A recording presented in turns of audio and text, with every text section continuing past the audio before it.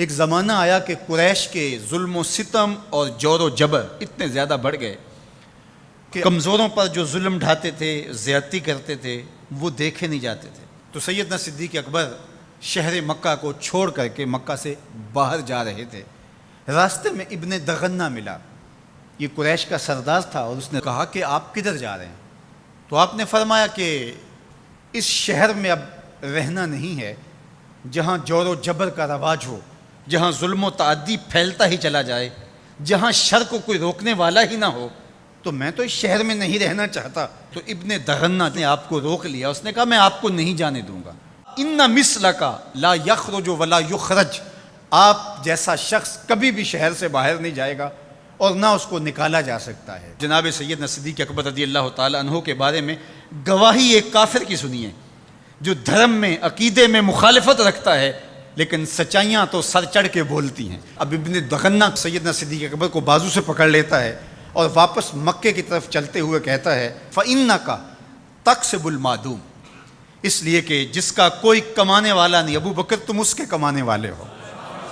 تم اگر تاجر ہو تو تمہارا مال تجارت جب بکتا ہے تو غریبوں کے چولہے جلتے ہیں، تو تم اگر چلے گئے تو غریبوں کے چولہے بجھ جائیں گے، شہر میں اندھیرا ہو جائے گا، لوگ فاقوں سے مر جائیں گے، تمہیں نہیں جانے دیں گے۔ دوسری بات وَتَصِلُ الرَّحِمَ، تم صلہ رحمی کرتے ہو، تمہارے رویوں کا جمال اور تمہارا طرز معاشرت اتنا خوبصورت ہے کہ لوگ رشتہ داروں کے ساتھ رویہ کیسے کرنا ہے تیری چوکھٹ پہ آ کے سیکھتے ہیں۔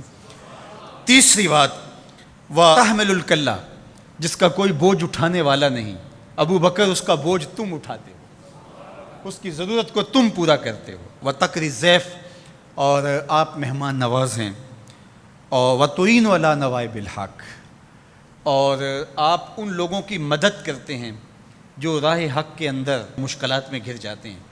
اب وہ 5 باتیں جو ام المومنین نے حضور علیہ السلام کے بارے میں کہیں، وہی 5 باتیں ابن دغنہ نے حضرت صدیق اکبر کے بارے میں کہیں۔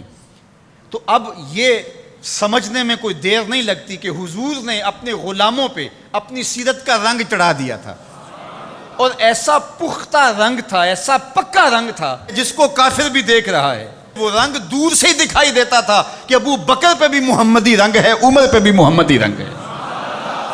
اب آئیے ایک حدیث اور رکھتا ہوں، اور وہ ابو داود میں ہے، ترمذی میں ہے، اور سیدہ عائشہ رضی اللہ تعالی عنہا فرماتی ہیں، کہتی ہیں ما رأیت احدا کان اشبہ سمتن و ہدین و دلن و کلامن برسول اللہ صلی اللہ علیہ وسلم من فاطمہ، کہا کہ میں نے سیرت میں، صورت میں، عادات میں، طرز زندگی میں، انداز معاشرت میں حضور کے مشابہ فاطمہ سے بڑھ کر کسی کو نہیں دیکھا ہے۔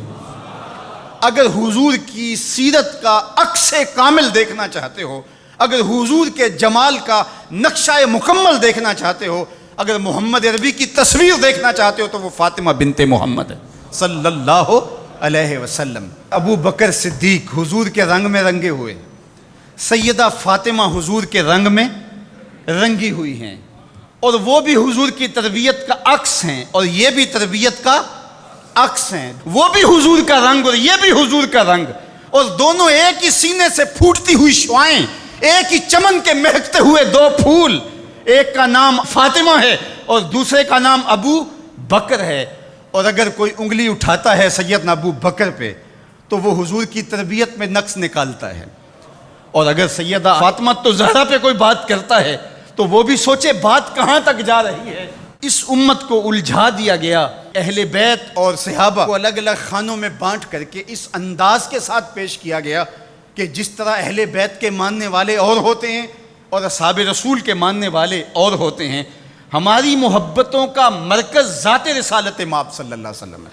اللہ کی محبت مقصود شریعت ہے، والذین آمنوا اشد حبا للہ، یہ قرآن بتاتا ہے ہمیں، لیکن یہ محبت بھی ہمیں اس در سے ملی ہے۔ تو اس لیے ذات رسالت مآب جب مرکز محبت ہوگی تو پھر یہ جھگڑا کبھی بھی نہیں ہوگا کہ میں اہل بیت کو مانتا ہوں اور صحابہ کو نہیں مانتا، میں صحابہ کو مانتا ہوں اہل بیت کو نہیں مانتا۔ میں تو کہا کرتا ہوں کہ صحابہ نبی کے در والے ہیں اور اہل بیت نبی کے گھر والے ہیں۔